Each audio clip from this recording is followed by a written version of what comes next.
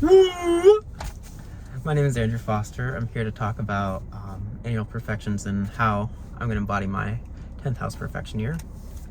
I'm a Gemini rising, Sag Sun, Aries Moon, a lot of fire and air in my chart, and so that makes my 10th house ruled by Pisces, which is ruled by Jupiter and the old traditional planets before, back in the old days before advanced technology, they only knew up to Saturn, but now, modern times, Pisces is ruled both by Neptune and Jupiter, but this is particularly, Jupiter is ruling my transits for this year, so that means any potent, important Jupiter transits that take place are really going to affect me, and I have a lot of growth in my 10th house, in my career, my ambitions, my Saturn dedication, work ethic, and showing up each day.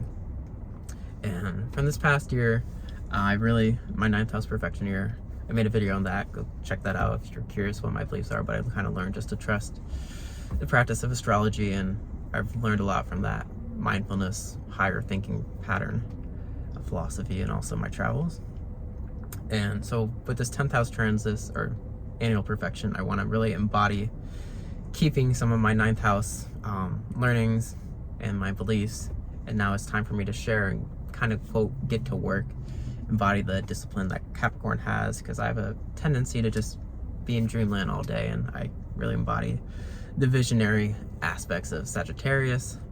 I have 5 planets in Sagittarius. I have a big stellium there, but I can really just get in my head, and I'm a dreamer, and I really need to embody that because my dreams are revolutionary and they could change and really inspire others. So my 10th house is really trying to embody change and discipline to my work. I currently have, Jupiter, let's talk about how I'm going to work through this year. I'm taking mindfulness that Jupiter is currently in Cancer, which is my 2nd house. Cancer for me is a very mothering, emotional figure. My mother is a Cancer, and I really see that in her because how she takes care of me. My natal Lilith is in Cancer, and I can just see myself always just being so caring for others, but at the end of the day, who's taking care of you? And so it's just a very emotional place. So I have Saturn and Cancer in the 2nd house, but Jupiter is currently going natally right over both those transits. So 2nd house, I think a lot about work, is a career, like money, finance house, I think of it. So I'm really trying to embody my beliefs to my career, and I want to hopefully change and inspire others to believe in astrology. And I'm working towards standing for my beliefs, and like the divine feminine wisdom is what I call this, just because our whole society is so structured on left brain, analytical capitalism, and like using that to control, and it's just like very aggressive, Mars, and so just controlling. And it's just like, if you just relaxed, really trust your gut, trust your wisdom, what do you believe in, you can find so much power, change, alchemy through that process. And I really want to work for my beliefs and reassure others that and they can do what they believe. And so I want to inspire others. I want to inspire change. I want to make moving cultural music that makes people more empathy for each other and just really live for each other and live for a better changing world.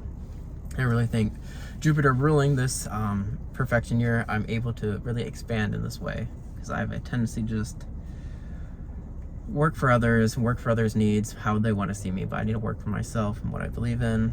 And I need to also, Neptune's not as important for this annual perfection year, but Pisces, I really need to trust my dreams, my intuition, and this is me sticking to my gut. And it's going to be a tough but promising year. I think some of the rough part is going to be in the beginning, where January Cancer Capricorn oppositions will be working distressful, very hard, but I think that will kind of add a little tension and help me get through spring. It'll kind of be a lot of trines and squares, but then I'm really excited for June 9th. The Jupiter-Venus conjunctions are at 25 degrees of Cancer, which is 25 degrees of Cancer, 46 minutes, which is 1 minute, or like the little decimal degrees away from my natal Saturn in Cancer, which is at 25 degrees 45 minutes, which is just like so exact conjunction. So I'm really excited for June 9th, because Jupiter and Venus are both the, quote, benefics, or the most abundant positive aspect planets, and a conjunction is really good. I had a very special back in the kind of August, I was able to continue studying music and chemistry, what I do now. I do want to embody some of that knowledge going forward, but mostly the music, but I got a very special scholarship and benefit to continue studying then on that conjunction in August. So I really hope to, when this day I have some manifestations that I want to grow, and I really think hopefully I can make money by sharing my beliefs. I can share my astrological wisdom, I can share my music theory wisdom, and I'm hoping to build a website soon and hopefully offer readings and also share my music skills if people want to learn. And I want to share my music and make music that will hopefully help inspire, but also make people think more critically around the world about the impressionist oppressive systems that we have. And so that's part of me. And then Jupiter will also be entering Leo this year, which is, I don't have any planets natally in Leo, but Leo is my third house as a Gemini rising, which is the house of communication, like distilling wisdom, all the Mercury Gemini themes of being very chatty and social, which I need to embody, sharing my wisdom with others, because I have so much I've constantly consumed for the past 10 years,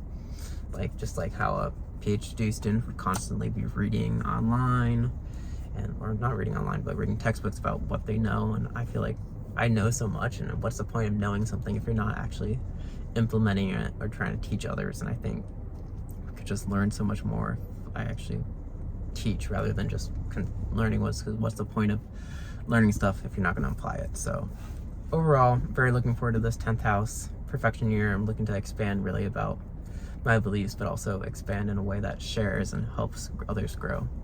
And I hope people will learn the beautiful mindfulness of astrology. And take care.